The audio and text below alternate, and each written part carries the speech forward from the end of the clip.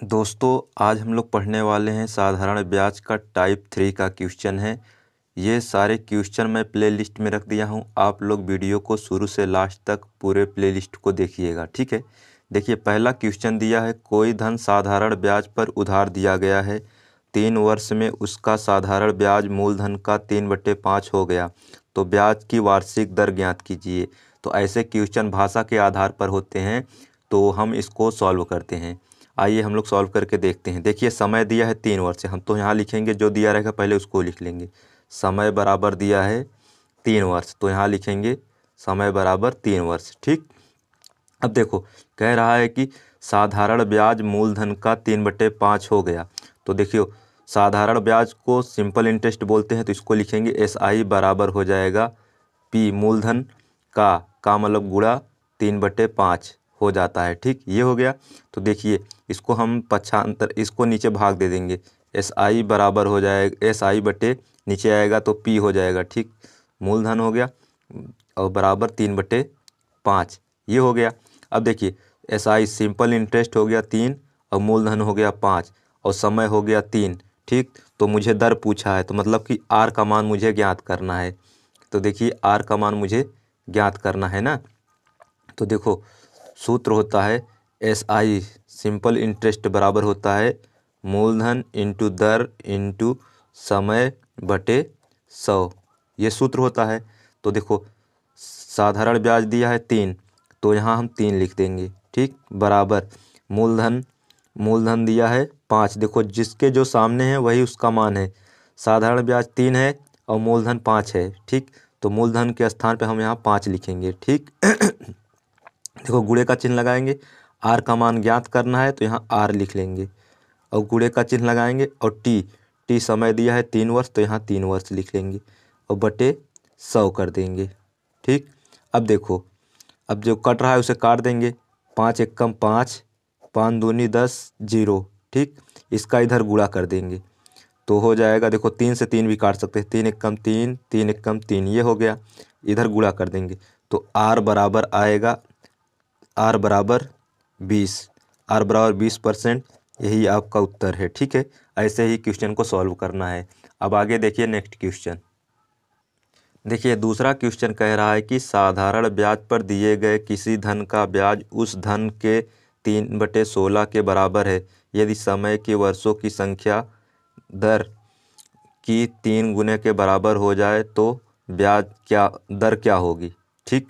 तो देखिए साधारण ब्याज दिए गए हैं, तो साधारण ब्याज उस धन का, तो देखिए इसको हम ऐसे लिखेंगे, साधारण ब्याज SI लिखेंगे, साधारण ब्याज धन मतलब मूलधन P का 3/16 गुना के बराबर है, ठीक। ऐसे बनेगा, P इधर नीचे आ जाएगा तो यहाँ लिखेंगे SI बटे P, ठीक। ये हो जाएगा बराबर 3/16। अब देखो साधारण ब्याज 3 हो गया, मूलधन 16 हो गया। अब फिर कह रहा है कि समय, यदि समय वर्षों की संख्या की दर के 3 गुनी हो गई, तो मतलब समय ना, तो T बराबर दिया है समय 3 गुने, दर के 3 गुने के बराबर है। दर को R लिखते हैं, R के 3 गुने मतलब 3 गुने के बराबर है, ठीक। तो हम T बराबर लिख सकते हैं 3R के बराबर है, ठीक। अब देखो अब इसको सॉल्व करना है और देखो दर का मान पूछा है तो मतलब R का मान मुझे ज्ञात करना है। तो देखिए हम लिखेंगे यहाँ SI बराबर सूत्र होता है मूलधन और दर गुणे समय बटे 100, ठीक। ये हो गया। और साधारण ब्याज दिया है 3, तो यहाँ हम लिखेंगे साधारण ब्याज के स्थान पे 3 लिखेंगे और P नीचे आएगा, तो P का मान 16 है तो यहाँ 16 लिख लेंगे बराबर। अब केवल R का मान तो मुझे ज्ञात करना है, तो यहाँ हम लिखेंगे R, ठीक। ये R हो जाएगा और T का मान 3 है, T समय 3 आ रहे ना, तो यहाँ लिखेंगे 3R, ठीक। अब देखो बटे 100 हो जाएगा, ठीक। अब देखो इसका गुणा कर देंगे, इसको सॉल्व कर लेंगे। R में R का गुणा करेंगे तो हो जाएगा 3R² बटे 100, ये हो गया बराबर 3/16, 16। ये हो गया। देखो 3 से 3 कट गया, तो देखो आर स्क्वायर बराबर लिखेंगे, आर स्क्वायर बराबर लिखेंगे 100 का इधर गुणा कर देंगे, बराबर 100/16। ये हो गया ना। अब देखो आर बराबर लिखना होगा तो लिखेंगे आर बराबर, ये करणी में हो जाएगा, करणी में 100/100/16। ठीक। अब इसका वर्गमूल निकालना होगा, तो वर्गमूल कैसे निकालेंगे, देखिए आर बराबर आ जाएगा, 100 का वर्गमूल होता है 10 और 16 का वर्गमूल होता है 4। ठीक। इसको हम भाग देंगे तो हो जाएगा 2 दूनी 4, 2 पंजे 10, तो इसको भाग देंगे तो 2.5 आएगा। ठीक। तो आर का मान आ गया, आर बराबर 2.5%। यही आपका उत्तर है। ठीक। ऐसे ही क्वेश्चन को सॉल्व करना है। ठीक। अब देखिएगा नेक्स्ट क्वेश्चन। देखिए नेक्स्ट क्वेश्चन कह रहा है कि कोई धन साधारण ब्याज की वार्षिक दर पर दिया गया, 5 वर्ष के बाद उसका साधारण ब्याज उसके 1/4 के बराबर हो जाता है, तो ब्याज की वार्षिक दर ज्ञात कीजिए। सेम सवाल है, इसमें भी दर ज्ञात करना है। उसके मतलब मूलधन के 1/4 के बराबर हो जाता है। देखिए तो देखो समय दिया है टी बराबर दिया है 5 वर्ष, तो यहाँ 5 वर्ष लिख लेंगे। और देखिए साधारण ब्याज SI साधारण ब्याज बराबर दिया है P मूलधन का 1/4 हो जाता है, 1/4 के बराबर हो जाता है ना, ये बराबर के हो जाता है। तो देखिए ये नीचे आएगा तो भाग हो जाएगा, तो यहाँ लिखेंगे SI/P बराबर 1/4। ये हो गया। अब देखिए उसके बाद दर ज्ञात करना है ना, तो अब हम देखो इसको लिखेंगे सूत्र, साधारण ब्याज SI बराबर होता है P × R × T/100। ठीक। ये हो गया। तो अब देखो साधारण ब्याज यहाँ लिखेंगे, ये साधारण ब्याज का मान कितना है 1, तो 1 लिख लेंगे। और P का मान यहाँ P का मान 4 है, तो नीचे अगर भाग देंगे तो यहाँ 4 आ जाएगा। P बराबर R का मान तो मुझे ज्ञात करना है ये, तो R यहाँ लिख लेंगे और गुणे T का मान 5 है, तो गुणे 5 यहाँ लिख लेंगे बटे 100। ठीक। अब देखो तो इसको काट देंगे, 5 एकम 5, 5 बीसा में 100। ये हो गया। 4 से काटेंगे, 4 एकम 4, 4 पंजे 20। ये हो गया। इसका इधर गुणा कर देंगे तो R बराबर आ जाएगा, R बराबर आ गया 5%। ठीक। ऐसे ही सॉल्व करना है, यही आपका उत्तर है। ठीक। ऐसे ही सॉल्व करें।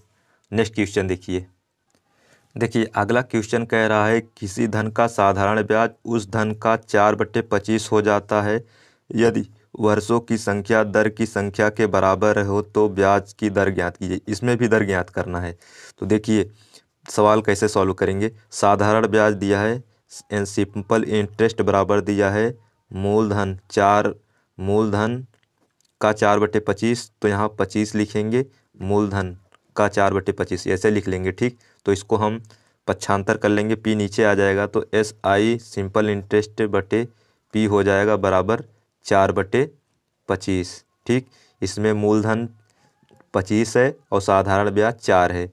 तो अब देखिए कह रहा है कि वर्षों की संख्या जो है दर के बराबर है। वर्षों की संख्या, तो देखो वर्षों की संख्या को T से लिखते हैं और दर को R के बराबर है। ठीक।